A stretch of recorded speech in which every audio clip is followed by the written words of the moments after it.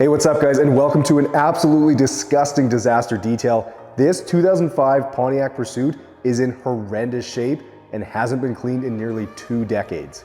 Okay, well if the exterior didn't shock you, then the inside sure will. This car is beyond gross and has some of the nastiest looking seats that I've ever laid eyes on, but that just scratches the surface. Everywhere I look in here, it makes me want to puke, and the smell, well, I can assure you it smells even worse than it looks like it would. This is going to be a detail for the ages and will require most of the interior to be gutted after I take care of the caked on mud on the exterior, which is also in really rough shape. But just before I get to work, make sure you're subscribed to the channel so you never miss out on one of these epic transformations.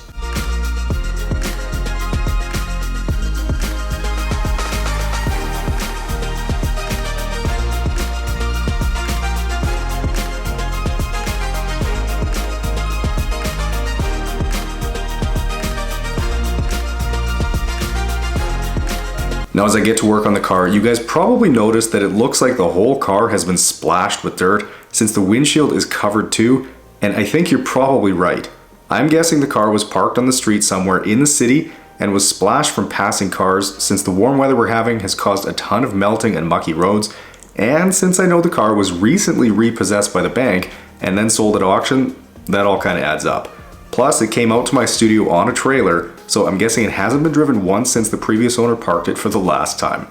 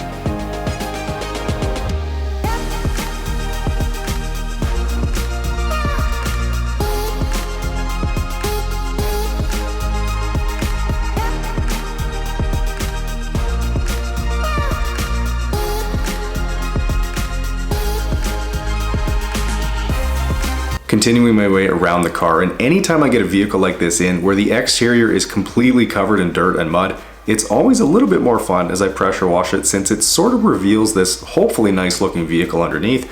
Though in the case of the Pursuit here, I'm fairly certain the paint is going to be in pretty rough shape after taking one look at the inside.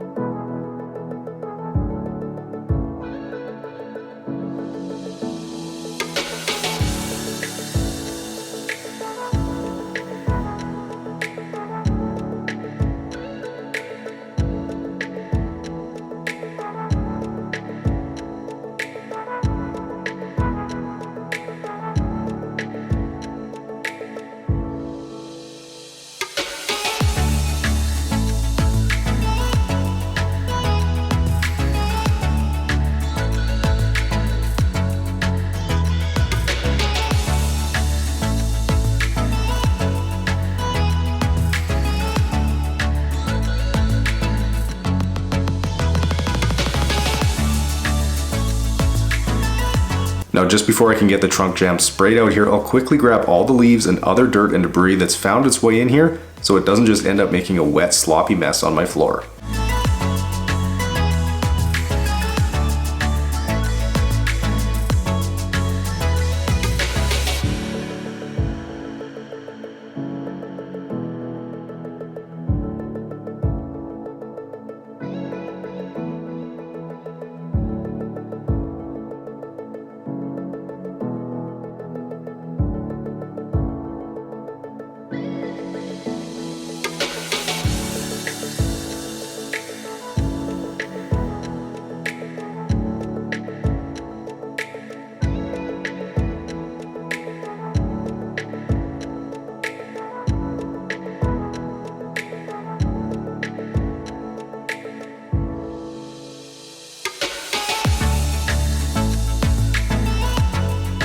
Okay, with the car all foamed up, I'll use my detail brush to agitate in and around all the crevices around the vehicle, which you can of course find on my website at detailgeekautocare.com, along with the ultra soft version as well, both of which are brushes that I couldn't possibly detail without.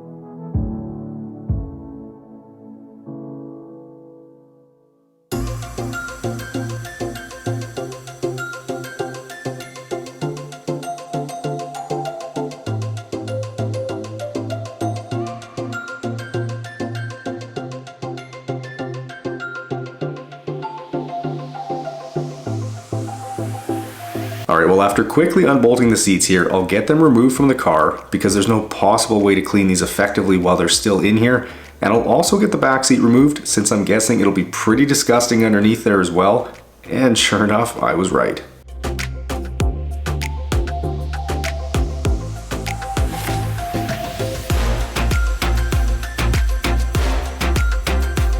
Now since I've done a couple of these older Pontiacs before, I know exactly how to dismantle the center console, which conveniently comes apart in a number of pieces, so that'll make it easier to clean later on. But something I wasn't expecting to find once I got all this removed is that the e-brake cable isn't even connected.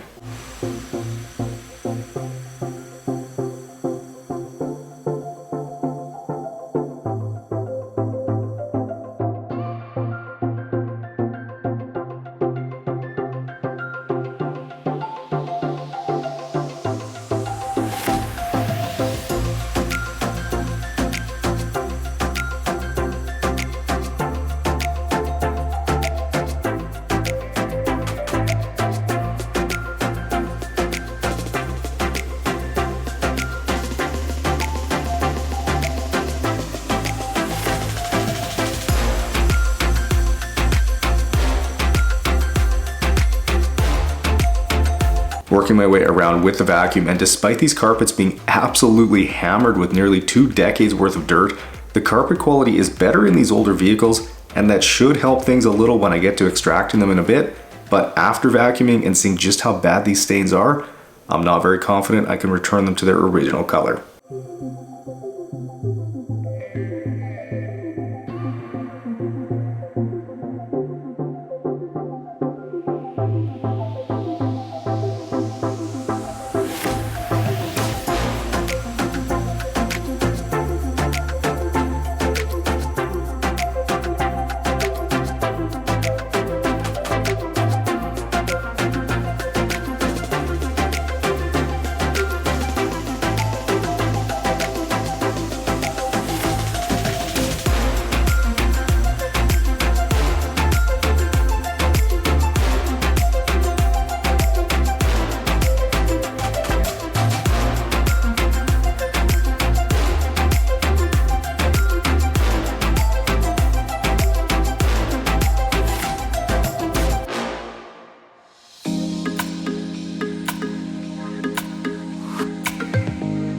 Alright, well as I clean up the mess under the back seat here, I wanted to quickly remind you guys about the playlist that I've got on the channel, specifically the one for the abandoned vehicles that I've done, which I'll hopefully be adding to very soon. If you're a fan of seeing old, forgotten vehicles get pulled out of a barn or the bush and then cleaned up to look incredible, then be sure to check out the playlist. Right now it includes the 1986 Subaru XT, the 1967 Ford Mustang, and of course, the 1978 Ford Bronco that was growing its own ecosystem on it.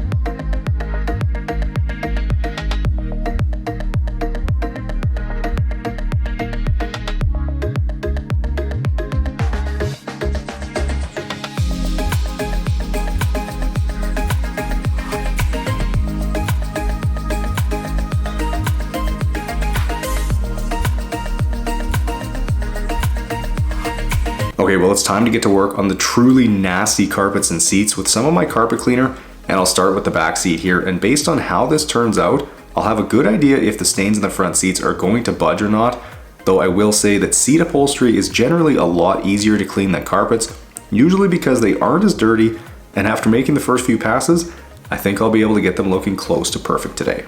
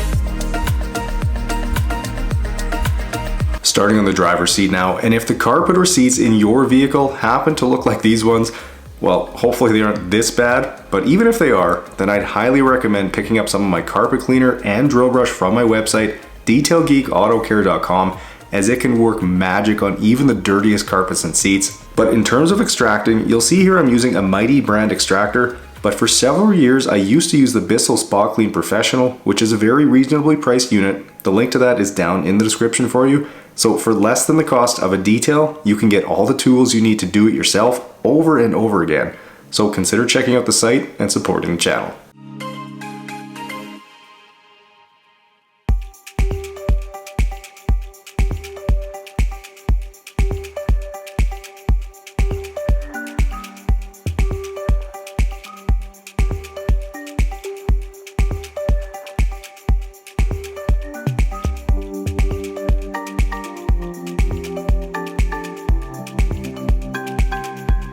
As I repeat the process here, trying to improve things as much as I can, there are unfortunately a couple of spots that just aren't budging with the drill brush.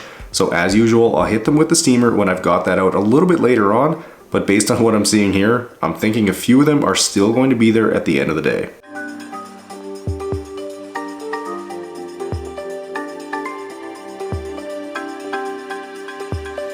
Moving to the back of the driver's seat now, which was just caked with dirt and body oils, and I'll of course follow the usual process of my carpet cleaner, drill brush, and then extract, but you can see pretty clearly that the drill brush is able to get it all loosened up, which should mean it'll look perfect when I'm done.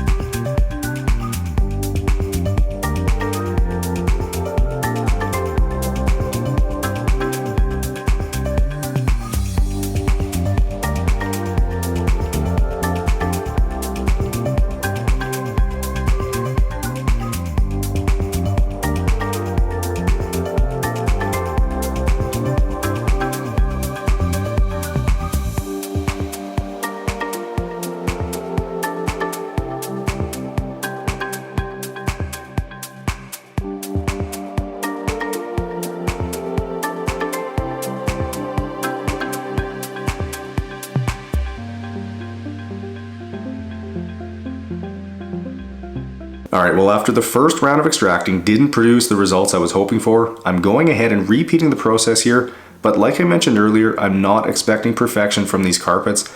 They've been so heavily stained for so long now that in my experience, it's very unlikely that they'll bounce back to the light gray color they should be, like you can see on the vertical portion there, but either way, I'll still do everything I can to make them look as good as possible.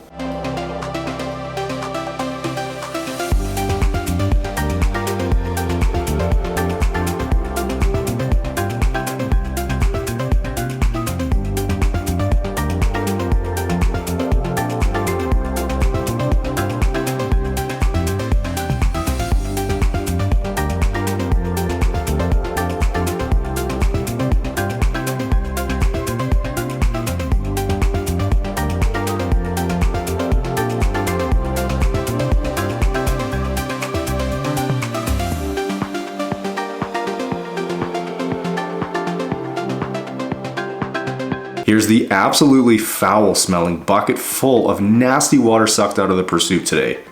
Gross.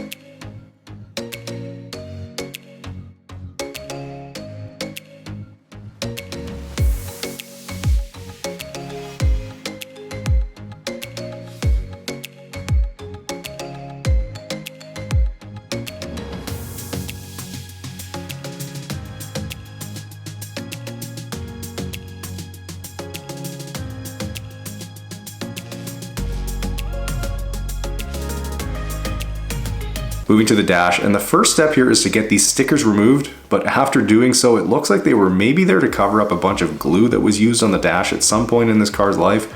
I'm not sure why a person would do that, but the residue that's remaining here is most definitely glue and will unfortunately be staying with the car a little while longer as the steamer doesn't even touch it.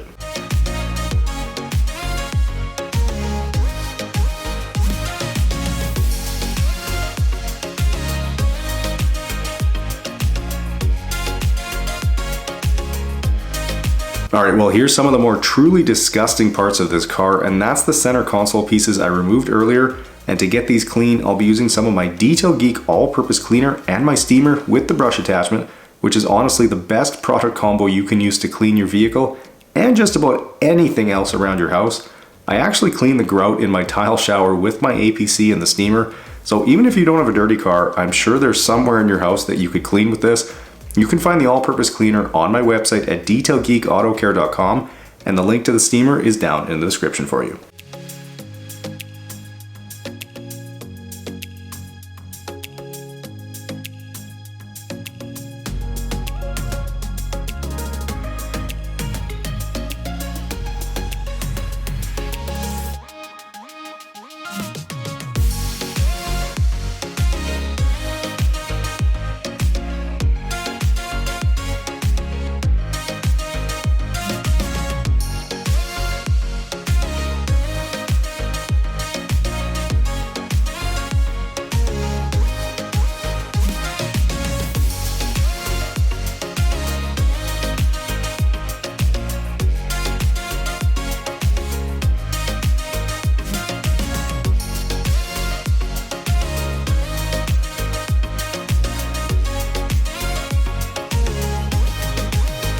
Okay, well even though this paint is heavily swirled and not in great shape, I'll still make it look as good as I can with some of my ceramic spray coating, which is super easy to apply and remove.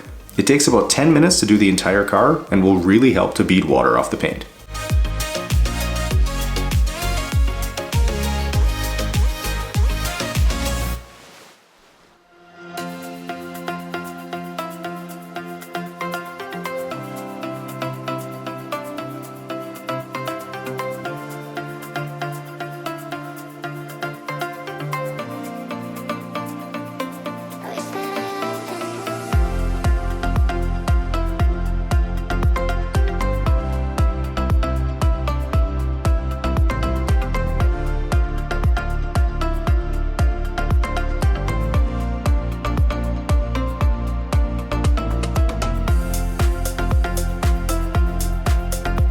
Last step here is to get the tires dressed with some of my tire dressing, which will leave them with a nice deep matte black look when it dries.